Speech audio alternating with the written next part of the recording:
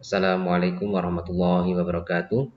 Baik, di sini saya akan menyampaikan hasil artikel saya yang berjudul Konsep Akal sebagai Pengendali Nafas dan Pembentukan Karakter Pendidikan Islam Perspektif Al-Ghazali.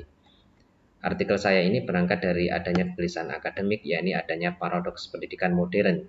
Jadi di mana prestasi akademik ini tidak diikuti atau diimbangi dengan adanya peningkatan moral, bahkan sebaliknya yaitu adanya keruntuhan moral.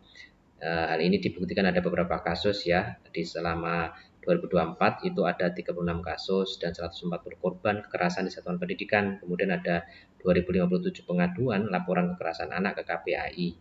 Hal ini menunjukkan bahwa di lembaga pendidikan ini fokusnya hanya memproduksi individu yang secara cerdas secara intelektual saja, namun masih rapuh dalam internalisasi nilai moral. Maka akar masalahnya sebenarnya adalah adanya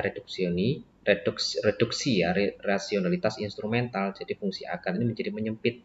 Akal direduksi semata-mata menjadi alat pragmatis untuk mencapai efisiensi dan target akademik saja, sehingga orientasinya menjadi terputus ya. Pembinaan spiritual dan afektif ini belum menjadi perhatian utama.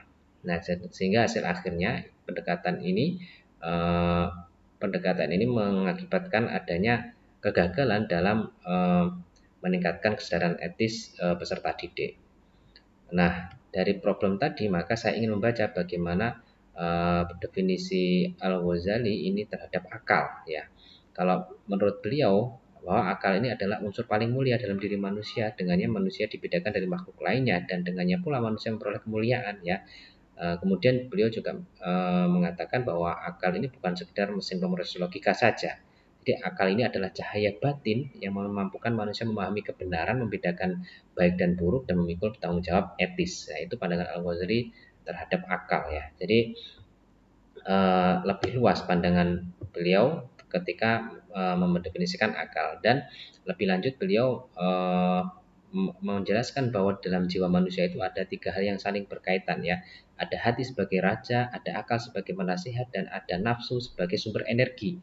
Nah, harmoni karakter ini hanya tercipta ketika akal secara aktif mengendalikan nafsu ya demi menjaga hati. Nah, kemudian uh, maka diperlukannya proses tazkiyatun nufus. Jadi bagaimana akal ini menjadi barikade dan juga mendiagnosis syahwat ini sehingga nanti bisa diarahkan energinya menuju nilai-nilai kebenaran.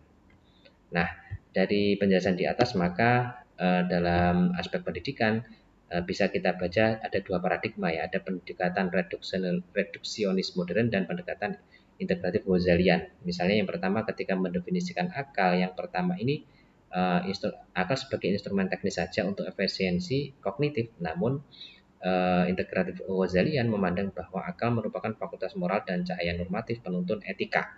Nah, begitu juga memandang status nafas ya. Yang pertama ini nafsu diabaikan, direpresi, tapi yang kedua ini ditata, dibimbing begitu, sehingga hasil akhir pendidikannya yang pertama ini cerdas intelektual saja, namun yang kedua ini bagaimana manusia ini menjadi insan kamil. Nah, maka dibutuhkan kerangka integratif pendidikan Islam kontemporer ya, sehingga akal ini benar-benar fungsinya maksimal untuk mengembangkan dimensi kognitif, kemudian spiritual, dan dimensi moral. Karena pendidikan karakter selalu gagal jika hanya berfokus pada kurikulum moral saja. Akal adalah agen pengikat tunggal yang menjembatani antara mengetahui yang benar yaitu kognitif dengan melakukan apa yang benar yaitu moral atau spiritual. Nah, oleh karena itu perlu mendefinisikan ulang tentang pembangunan karakter ya. Jadi krisis karakter itu bukanlah sekedar masalah kegagalan kurikulum etika, melainkan krisis epistemologis gitu.